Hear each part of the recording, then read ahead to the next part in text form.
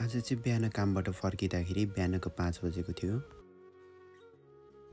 गाडीमा स्टेसनतर्फ जाँदै थिएँ अनि बाहिरको दृश्यहरू हेर्दाखेरि चाहिँ मन पनि कता कता हराइरहेको थियो।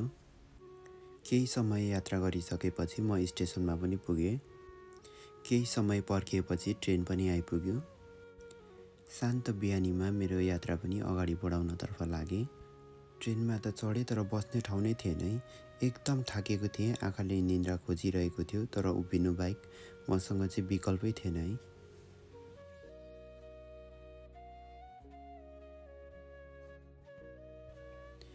आफ्नै अनुहार हेर्दाखेरि चाहिँ थकाइ प्रष्टै देखिन्थ्यो है, तर सँगै रहेको साथीसँग चाहिँ म हाँसिरहेको थिएँ। अर्को ट्रेन पनि आइपुग्यो। थाकेको शरीर लिएर फेरि चढेँ। छोटो यात्रापछि अन्ततः म घर नजिकैको स्टेसनमा पुगेँ। स्टेसनमा उत्रिँदाखेरि चाहिँ पानी परिरहेको थियो। हल्का थाकेको पनि थिएँ र मौसम पनि हल्का चिसो थियो। त्यसैले नजिकैको कन्भिनियन्स स्टोरमा गएँ। कन्भिनीमा गएर मलाई एकदमै मनपर्ने मैले एउटा कफी किनेँ। दिन बित्दै थियो अनि निन्द्राले पनि धेरै दबाब दिँदै थियो। साथी र मैले अगाडि किनेको कफी सँगै खायौँ। घरसम्म साइकलमा जानुपर्ने थियो, थकाइ त छँदै थियो। एकैछिनको साइकलको यात्रापछि म फाइनली घर पुगेँ।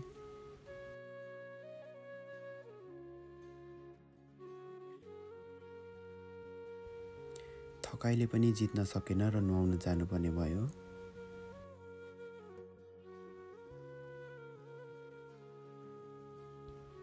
नुहाएर निस्किसकेपछि जिउहरू पुसेर ब्रस गर्न थालेँ। सबै कुरा तयार पारेर स्कुल जान लागेँ।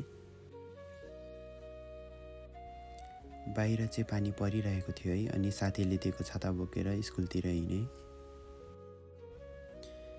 एकदमै निन्द्रा लागेको थियो। घरमा सुत्न मन थियो, तर के गर्नु है, गएको पनि जानै पर्ने थियो। निन्द्रा लागे पनि मलाई चाहिँ फेरि गएको राम्रो बनेर जानुपर्छ है। गएको जानको लागि चाहिँ फेरि अर्को ट्रेन चढेर जानुपर्छ। एकैछिनपछि फाइनली गएकोतिर जाने ट्रेन पनि आयो है। मेरो सँगै काममा गएको साथी पनि आयो र हामी गएकोतिर गयौँ। गएको नजिकैको स्टेसनमा पुग्यौँ र गएकोसम्म जानको लागि चाहिँ अलिकति हिँड्नुपर्ने हुन्छ।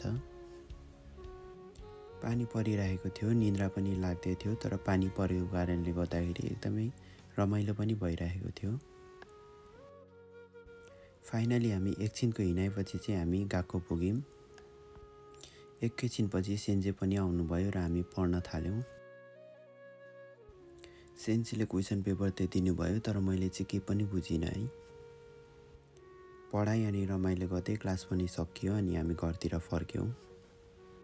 घरमा खाना पनि बनेको थिएन र मसँग समय पनि नभएको कारणले गर्दाखेरि नेपाली रेस्टुरेन्टबाट खानेकुरा किनेर लगेँ।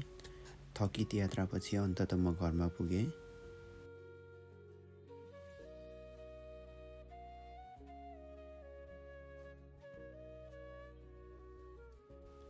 खाना त घरमै बनाएर भए नि खानु मन थियो है, तर के गर्नु, समयले नदिएपछि बाहिरबाट ल्याएर भए नि खानै पर्यो।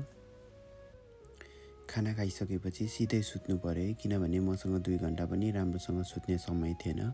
फेरि काममा जानुपर्ने थियो। सुतेर उठ्दाखेरि एकदमै गाह्रो भयो। निन्द्रा पनि पुरै पुगेको थिएन। शरीर पनि दुखिरहेको थियो, तर के गर्न सक्थेँ र है, काममा त जानै पर्यो। शरीर थाकेको थियो, मन पनि चुपचाप थियो, तर फेरि सधैँ कामतिर लागेँ। यत्रो बेरसम्म हेरेर साथ दिनुभयो त्यसको लागि एकदमै धेरै धन्यवाद।